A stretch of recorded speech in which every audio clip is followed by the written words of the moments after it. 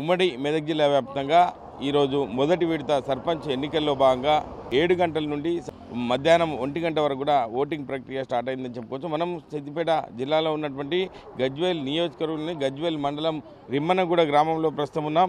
నేడు మొదటి విడత పంచాయతీ ఎన్నికల పోలింగ్ సందర్భంగా ఉమ్మడి మెదక్ జిల్లాలో మొదటి విడతలో మొత్తం 459 గ్రామాలకు కాగా 39 గ్రామాలు ఏకగ్రీవమయ్యాయి. 420 సర్పంచ్ స్థానాలకు జరగనున్న ఎన్నికలుగా చెప్పుకోవచ్చు. మొదటి విడతలో సంగారెడ్డి జిల్లాలోని సంగారెడ్డి రెవెన్యూ డివిజన్లోని 7 మండలాల్లోని 136 గ్రామ పంచాయతీల్లో 7 ఏకగ్రీవమయ్యాయి. అదేవిధంగా 129 గ్రామాలకు జరగనున్న ఎన్నికల్లో బరిలో 394 మంది అభ్యర్థులున్నారు.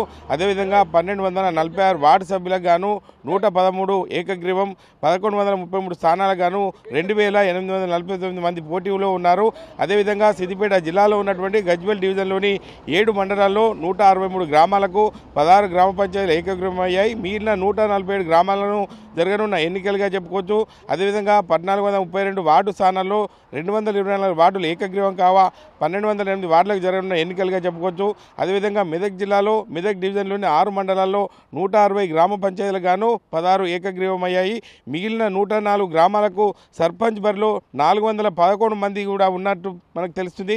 అదేవిధంగా 1402 వార్డు స్థానాలకు 332 ఏకగ్రీవం కాగా 1068 వార్డులకు 2426 మంది పోటీలో ఉన్నారు.